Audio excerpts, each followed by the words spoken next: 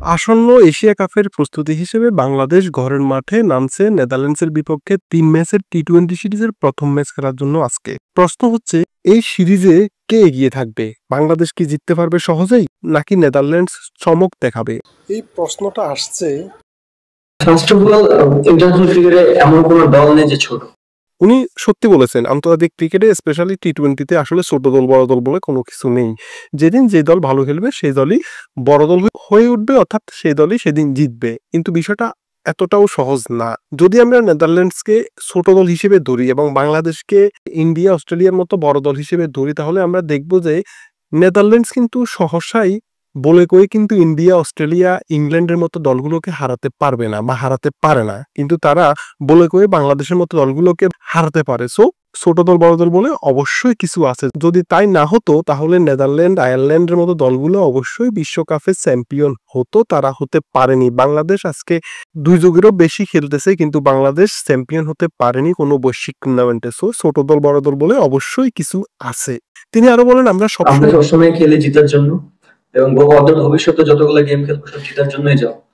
শুধু আমরা না, সেটা সব দলই, সব স্পোর্টসেই যখন দল খেলার জন্য নামে তখন জেতার জন্যই নামে। কেউ হারার মানসিকতা নিয়ে, কেউ হারবে এই মেন্টালিটি নিয়ে নামে না। তিনি আরো বলেছেন, বাংলাদেশ এর আগেও অনেক টিমের কাছে হেরেছে, নতুন কোনো কিছু না। যদি হেরেও যায়, হেরে যেতেই পারে। বাংলাদেশ এর আগেও অনেক দলের কাছে হেরেছে। সেরা বিশ্বসেরা দলগুলো যেমন রয়েছে, সেটা ইউএস এর মতো দলও বাংলাদেশকে হারিয়েছে। এই ডাচেরাও বাংলাদেশকে হারিয়েছে, আয়ারল্যান্ডেরাও বাংলাদেশকে হারিয়েছে, আফগানিস্তান তো এখন বলে কয়ে বাংলাদেশকে হারায়। সো এটা অবশ্যই নতুন কিছু নয় এবং হেরে যেতে পারি। হ্যাঁ, অবশ্যই হেরে যাওয়া যায়, কারণ ওই নির্দিষ্ট ম্যাচে যে দল ভালো খেলবে তারাই তো ম্যাচ জিতবে, এটাই তো স্বাভাবিক।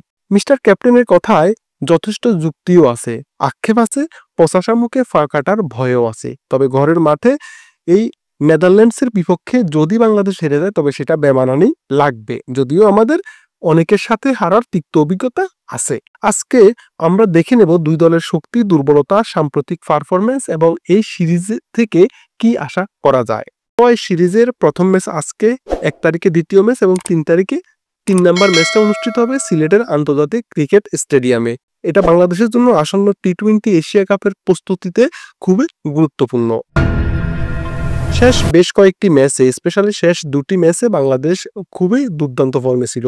শ্রীলঙ্কা এবং পাকিস্তানের মতো দলকে তারা 2-1 ব্যবধানে সিরিজ হারিয়েছে। এটা চারটিখানি কথা না।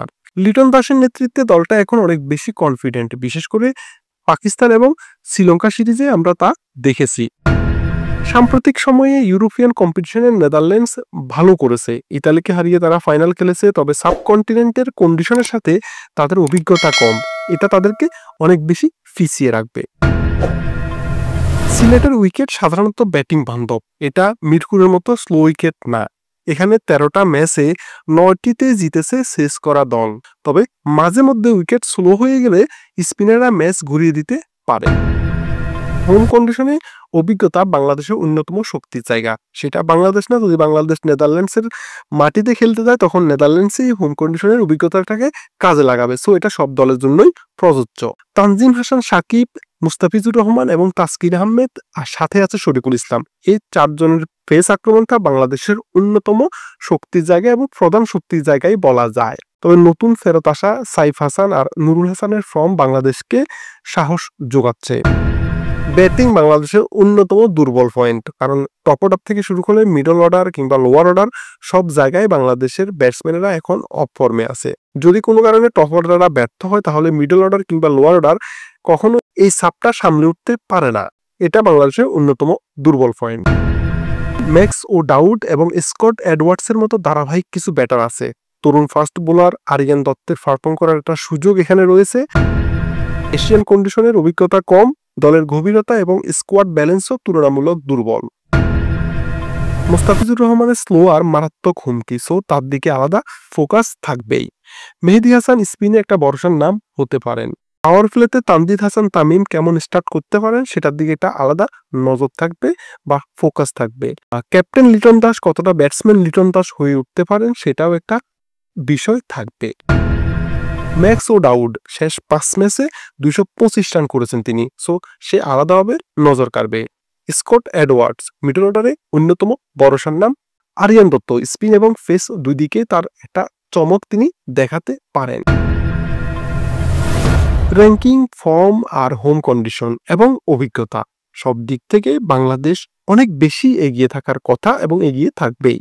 নেদারল্যান্ডস যদি চাপ মুক্ত থেকে খেলতে পারে তবে টাফ প্রতিযোগিতা হয়তো দিতে পারবে, তবে বাস্তবতা হলো সিরিজে মোস্ট ফেভারিট বাংলাদেশ। তাহলে আপনারা কি মনে করেন, নেদারল্যান্ডস কি বাংলাদেশকে চমকে দিতে পারবে নাকি সিরিজটা হবে একফেশে?